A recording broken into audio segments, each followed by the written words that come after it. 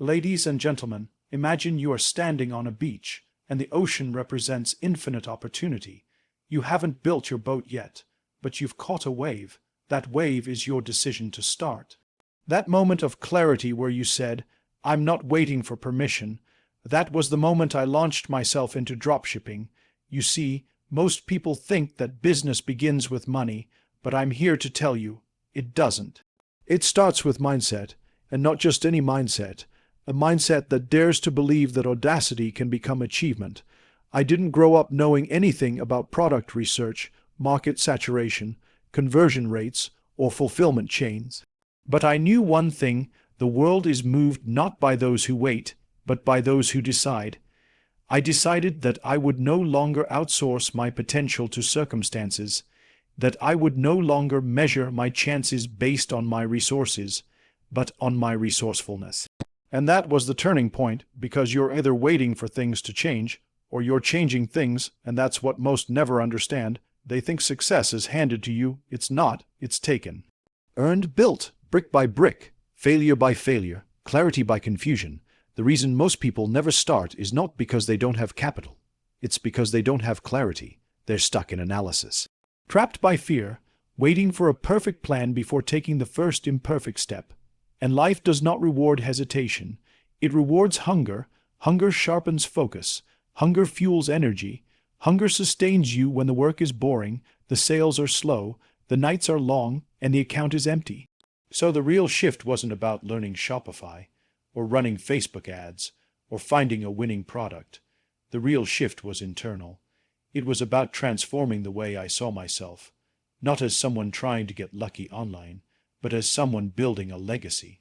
Not as someone selling products, but as someone solving problems. Not as someone chasing trends, but as someone creating value. And you have to be irrational to begin. Let me say that again. You have to be irrational to begin. Because rational minds will talk you out of everything. They'll say it's too late, too competitive, too hard. And if you believe them, you'll never move. But irrational belief, irrational commitment. That's what moves mountains. That's what separates dreamers from doers. You cannot outsource your belief. No mentor can believe for you. No podcast can give you that. You either know that you are meant to do more, or you settle. You either fight for the life you want, or you inherit the one you didn't choose. People see the numbers later. Followers, revenue, screenshots, and think that's where it started. No, it started in silence. It started in failure. It started in discipline. It started when no one was watching. And if you can't build when no one's clapping, you won't last when everyone's watching. The mindset shift is choosing growth over comfort, choosing learning over ego, choosing process over praise. You stop asking when will it pay off, and start asking how far can I go. You see, I didn't just start dropshipping.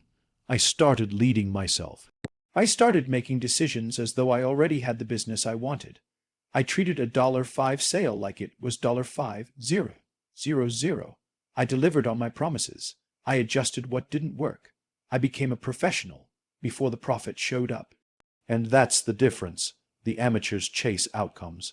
The pros chase execution. The amateurs look for shortcuts. The pros build systems. The amateurs fear failure. The pros learn from it. Mindset is the infrastructure of execution. It's the foundation of everything. Without it, every strategy collapses, every effort crumbles, every setback breaks you. But with it, you become unshakable, because once the belief is built, the rest becomes logistics. Marketing becomes testing, sales become messaging, fulfillment becomes structure. Everything moves, but only if you move, and it doesn't matter where you're starting. It matters that you do. If you're in a one-bedroom apartment, using borrowed Wi-Fi, learning from YouTube tutorials, you're already in the arena. You're already ahead of those still making excuses. The only question is, how bad do you want it? Because if the hunger is real, the mindset will evolve. And when that shift happens, when you stop thinking like a spectator and start acting like a creator, everything changes. And that's when you stop running a store and start building an empire. It's not the one who works the hardest that wins. It's the one who sees what others overlook. The marketplace is crowded, saturated, loud. And if you want to build anything that matters, you can't just show up with hustle. You need precision. You need insight. You need an edge. And let me tell you something. The edge is not found in templates. It's not hiding in someone's free masterclass or inside a trending product list. The edge is found when you stop copying and start understanding. It's born in the trenches of observation, in the depth of listening, in the discipline of asking better questions. That's what I did. I didn't try to reinvent the game. I studied it. I spent hours combing through reviews, not just the 5-star ones, but the 1-star breakdowns, the frustration, the unmet expectations, the pain points people were too busy to fix. While others were chasing virality, I was dissecting reality. Because if you want to sell something that sticks, you have to offer more than product. You have to offer clarity. That was the first lesson. Solve, don't sell. The edge came from building a store that wasn't shouting louder, but speaking clearer. It came from creating offers that felt like answers, not advertisements. While everyone else was selling what was trending, I was focused on why people were buying.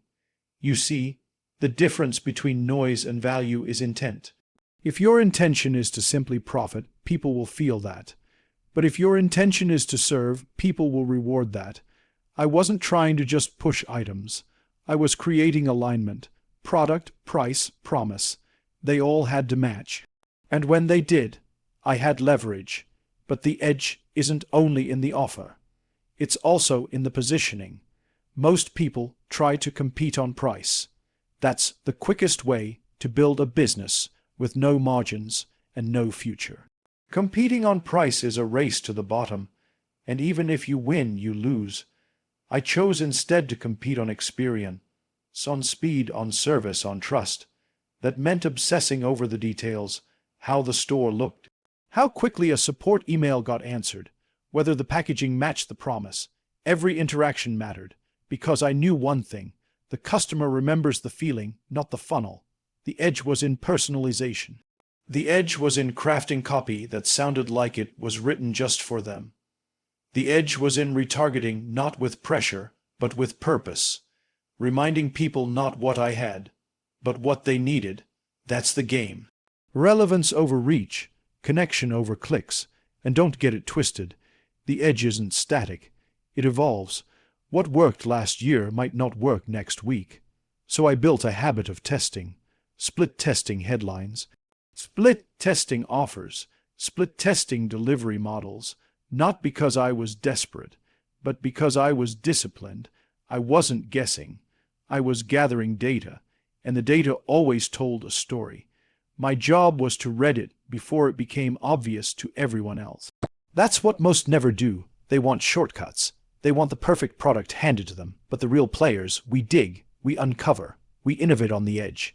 Because when you understand your market better than they understand themselves, you don't just sell, you lead. I'll say that again. You don't just sell, you lead. And leadership requires you to see beyond the obvious, to recognize that attention is rented, but loyalty is earned. That repeat customers are not a byproduct of ads, but of alignment. That brand is not just color and font, it's identity. It's what people remember when they forget everything else. So I built an edge by becoming obsessed with alignment. I didn't chase trends, I chased transformation. I didn't push volume, I pushed value, and over time, I didn't just have customers. I had believers, advocates, people who told others not because I asked, but because the experience demanded it. That's the edge. That's the difference between being seen and being remembered. So you want to win in a crowded space. Don't just be louder, be clearer. Don't just be faster, be sharper. Don't just blend in. Be the one that people talk about when the noise dies down. Because when you find your edge, you stop fighting for space and start owning the room. Everyone wants the results, but no one wants to get their hands dirty. Everyone wants the screenshot, the Stripe notification, the passive income, but they forget.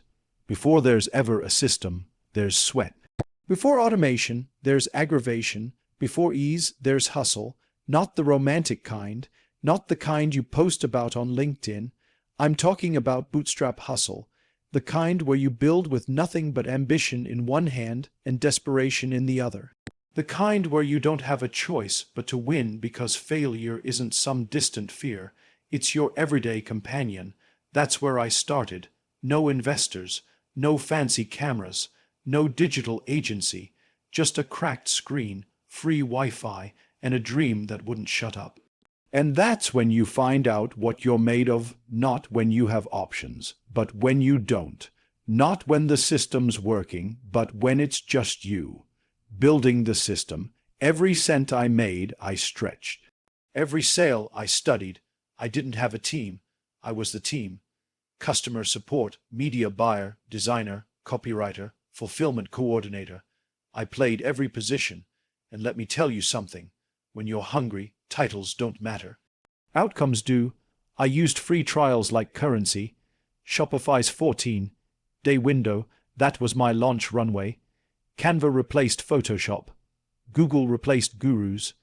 YouTube tutorials replaced overpriced courses. And that's the truth no one tells you. You are not under-resourced. You're under-leveraged. See, the hustle isn't glamorous. It's not aesthetic. It's gritty. It's relentless. It's you up at 3 a.m. editing product descriptions because the last version didn't convert. It's you answering angry emails with grace because you care more about reputation than ego. It's you packaging returns, updating tracking, retesting ad creatives, all while your friends are partying or sleeping. But here's what it gave me: control. Because when you build it from scratch, you understand every moving part. When you've touched every piece of the engine, you know exactly how to fix it. You become dangerous, you become capable, and that capability, that's your advantage. Most people outsource too early. They want to look successful before they become successful. But when you hustle from the ground up, you're not building vanity. You're building velocity. You're not buying shortcuts. You're learning skill sets, and those skill sets, they compound. The first product I sold barely made profit, but it taught me how to write copy that connects. The second campaign I ran flopped, but I learned targeting. The third time I launched, I broke even, but I understood pricing psychology. Every failure was tuition. Every step forward was earned, not handed. The hustle is where you build resilience. It's where you learn to be resourceful, not reliant. Because the moment you realize that no one is coming to save you, you stop waiting and you start building. You stop blaming and you start refining, and that refinement shows. People feel it. They feel the grit in your brand, the sharpness in your tone, the clarity in your offer. Why? Because you bled for it. Because you didn't guess your way here. You earned your way here. Even when I started scaling, I remembered the hustle. I remembered that customer emails deserve human replies, that clarity beats cleverness, that speed of execution beats perfection of planning, that you don't need 100 tools. You need 10 that work and the focus to make them work well. So, to anyone still starting with 0, good, that's your advantage. You're lean, you're hungry, you're dangerous, you don't have baggage, you don't have excuses, you have time, you have fire, you have the ability to pivot fast, move quiet, and strike hard. Use it. Because when you build it yourself, you can rebuild it better. When you've hustled without capital, you'll scale with wisdom. When you've earned every inch, no one can take it from you. This isn't just business. This is proof. Proof that you can create something from nothing. That you can build, sell, serve, and lead, all without asking for permission. And that, right there, that's what separates the hustlers from the hopefuls. One waits for help, the other becomes the help. So you can keep complaining about what you don't have, or you can get to work with what you do. And when you do, really do, you'll stop hustling just to survive, and start hustling to own the game. There comes a point where effort is no longer enough. Where hustle hits a ceiling, where late nights and early mornings start blending together, but your numbers stay flat. That's the moment most people quit, because they've confused movement with progress. But real progress, real growth, it demands systems. You see, I didn't start this journey to build a job. I started to build a business, and businesses are not run by emotion. They're run by systems. If you're still doing everything manually, you're not scaling. You're surviving, and survival has an expiration date. The truth is, in the beginning, chaos is normal. You're ducked, taping everything together. Orders are coming in, you're fulfilling them one by one, responding to every message, tweaking your store, refreshing your dashboard like it's a slot machine, and that's fine for a season. But if you stay there, you'll drown. Because what gets you to $1,000 a month will break you at $10,000. So I made a decision. If I wanted to grow, I had to step back. Not from the business, but from the doing. I had to build systems that didn't just run, but ran without me. And that's where the game changed. Systems bring predictability to chaos. They bring structure to scale. They don't ask you to do more. They allow you to do less better. And that begins with one thing: documentation. If you can't write down how you do it, you can't delegate it. If you can't replicate it, you can't automate it. So every process, every email template, every ad test, every response, I documented it like a blueprint. Why? Because the goal was never to be busy. The goal was to be free. I automated what didn't need human touch. Email flows, abandoned carts, tracking updates, welcome sequences, retargeting ads. They ran whether I was awake or not. I used data to decide, not mood swings. If a product underperformed, I didn't panic. I reviewed the system. I tested offers, not hopes. Split-tested headlines, not emotions. Everything became a cycle. Test, track, tweak, repeat. But I didn't just build systems for the back end. I built systems for people. Because as orders increased, customer expectations did too. So I created SOPs, standard operating procedures. Not because I wanted to sound like a corporation, but because I refused to deliver inconsistent experiences. Trust isn't built through ads, it's built through reliability. And when I started bringing in help, virtual assistants, designers, copywriters, they didn't guess. They followed process. They knew what to do because I'd already done it and systemized it. That's what most people miss. They hire to solve chaos, but they never built clarity. You can't scale confusion. You can only scale precision. Even my decision-making became systematic. I didn't launch new products because I was bored. I launched based on demand. I didn't spend more on ads because I felt lucky. I scaled based on ROAS, based on trends, based on patterns that the systems revealed. And when something broke, I didn't blame the person. I fixed the process. That's what systems do. They remove the guesswork. They tell you why something works or why it doesn't. They give you leverage. Leverage is what turns 5 hours of work into 50. It's what allows you to go from working in the business to working on the business. And here's the real gift. Systems give you back your time, not so you can relax, but so you can think. You don't build empires through effort alone. You build them through insight, through thinking at scale, through strategy, not sweat. You don't get freedom by doing more. You get freedom by doing less better, then letting a system do the rest. The people who win at scale are not always the most talented. They're the most organized, the most structured, the most ruthless about systems. Because when you have a system, you're not reacting. You're engineering. You're not pushing harder. You're building smarter. So stop trying to be everywhere. Stop trying to do everything. Start building a machine that works when you don't. Start documenting, optimizing, refining. Because one day, you'll look back and realize it wasn't your grind that changed the game. It was your discipline to systemize it. Failure doesn't scare me. Comfort does, because comfort is the silent killer of potential. It seduces you with the illusion of progress while robbing you of growth. If there's one thing this journey taught me, it's that resilience isn't a trait.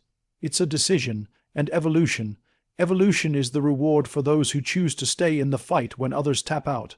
Most people think resilience is about enduring hardship. It's not. It's about extracting meaning from hardship.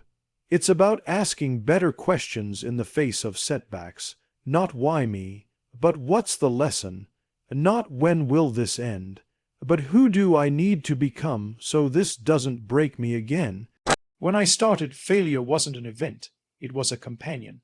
Ads that didn't convert, suppliers that vanished, refunds that hurt, products that didn't move, nights where doubt was louder than data, mornings where motivation was nowhere to be found. But I kept showing up, not because it was easy, but because I knew the alternative: regret. Resilience is built in the silence. in the dark, when no one's watching and no one's clapping. It's built when the numbers are flat, the store is slow, and your bank balance is laughing at your ambition. That's where most people fold, but I didn't, because I knew I wasn't here for quick wins. I was here to build. You don't get better by hoping things work. You get better by rebuilding when they don't. That product didn't sell. Cool. What did the data say? That ad flopped. Great. What was the scroll stop ratio? That supplier failed. Fine. Find another. Upgrade logistics. Improve the customer experience. You don't whine, you refine. Every setback was a signal, a clue, an invitation to evolve. I stopped seeing problems as punishment and started seeing them as preparation. Because the truth is, the marketplace will expose your weaknesses before it rewards your strengths. And if you're wise, you'll use that exposure to adapt, not collapse. You'll let it shape you, sharpen you, stretch you. The businesses that win aren't the ones with the perfect start. They're the ones that stay in the process. They outlast the trend, they outlearn the algorithm, they outwork the setback, and that's what I became obsessed with: outlasting. Resilience without evolution is stubbornness. Evolution without resilience is fantasy. But when you pair the two, when you commit to staying in the game and getting smarter with every move, that's when the shift happens. That's when you stop reacting and start predicting. That's when you stop copying and start creating. That's when you stop chasing income and start building impact. Every pivot I made was born from pain. Pain from losing money, pain from disappointing a customer, pain from seeing competitors outperform me. But I never let pain become paralysis. I let it become fuel, because what broke me yesterday became the foundation for how I lead today. I evolved because I had to. The same strategy that got me my first win couldn't take me to the next level. So I studied harder, listened more, hired better, asked tougher questions. I stopped looking for hacks and started building habits. And here's the part nobody tells you: evolution isn't loud. It doesn't come with applause. It's not a glow up. It's messy. It's frustrating. It's slow, but it's real. And when it starts working, it's undeniable. You move differently. You think longer term. You protect your focus. You elevate your execution.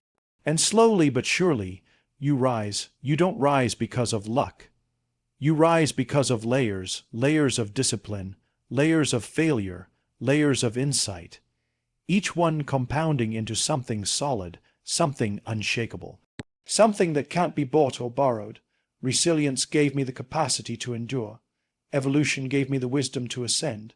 You want to build something real, then understand this: you're going to get hit. You're going to get bruised. But the bruise isn't the end, it's the beginning.